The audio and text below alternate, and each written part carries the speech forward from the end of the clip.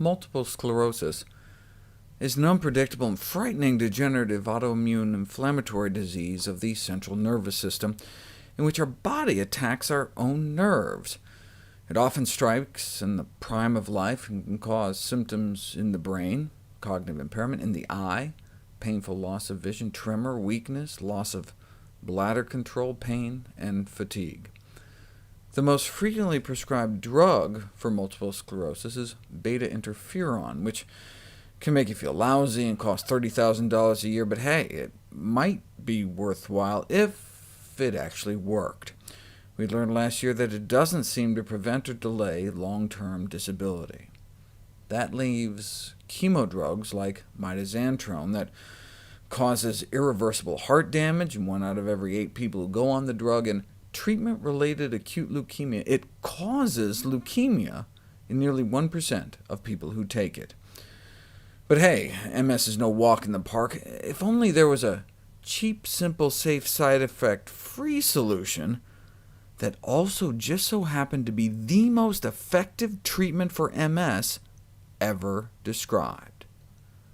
Dr. Roy Swank, who we lost at age 99, was a distinguished neurologist whose research culminated in over 170 scientific papers. Let's look at a few. As far back as 1950, we knew that there were areas in the world that had a lot of MS, North America, Europe, and other places, Africa and Asia, that hardly had any. And now we have all these migration studies showing that if you move from a high-risk area to a low-risk area, your risk drops, and vice versa.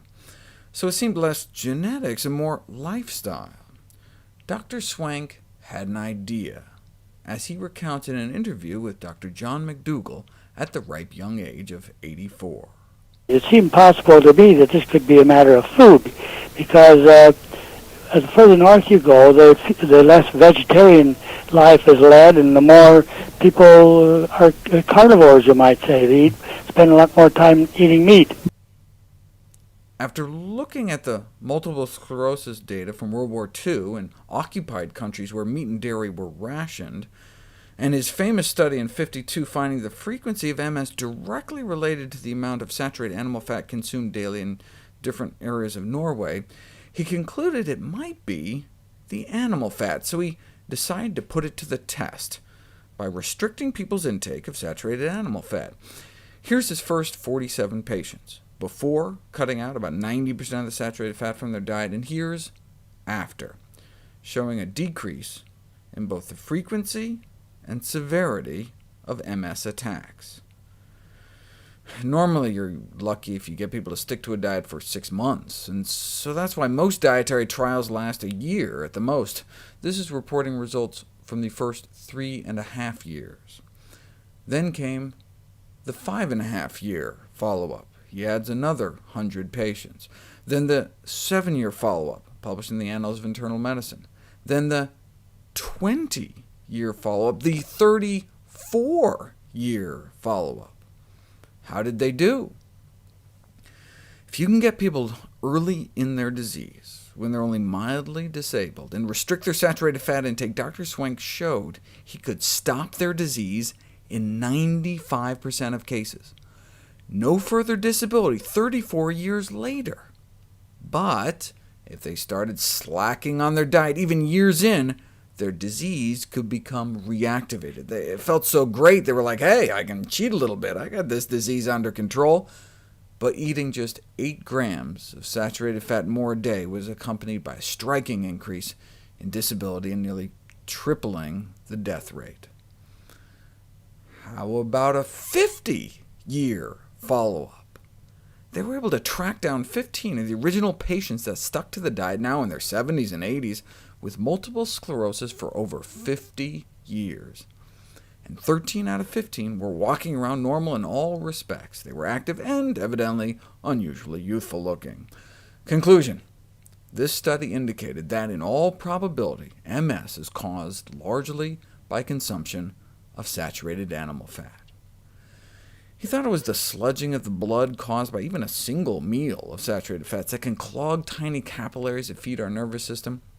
See, diets rich in saturated fat and cholesterol can thicken the blood and make our red cells sticky. A single meal of sausage and eggs can stick our blood cells together like rolls of quarters.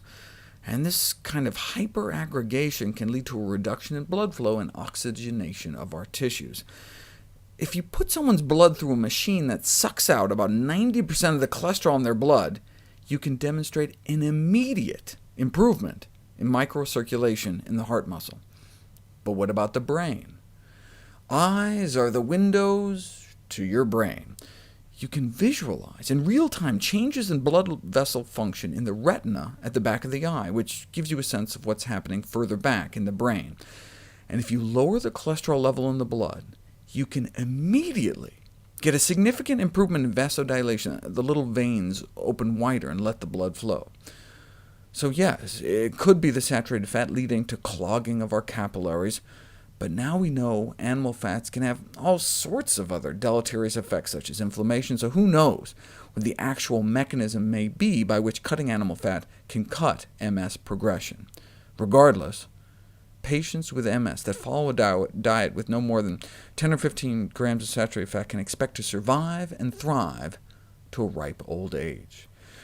Of course, cutting out saturated fat completely might be better, given that heart disease is our #1 killer. The bottom line is that the results Dr. Swank published remain the most effective treatment of multiple sclerosis ever reported in the peer-reviewed medical literature. In patients with early-stage MS, 95% were without progression of their disease 34 years later after adopting his low-saturated fat dietary program. Even patients with initially advanced disease showed significant benefit. To date, no medication or invasive procedure has ever even come close to demonstrating such success. Doesn't cost $30,000, doesn't give you leukemia, and works better. Of course, this all begs one big obvious question. If Dr. Swank's results are so stunningly impressive, why haven't other physicians, neurologists, or centers adopted this method of treatment? Good question.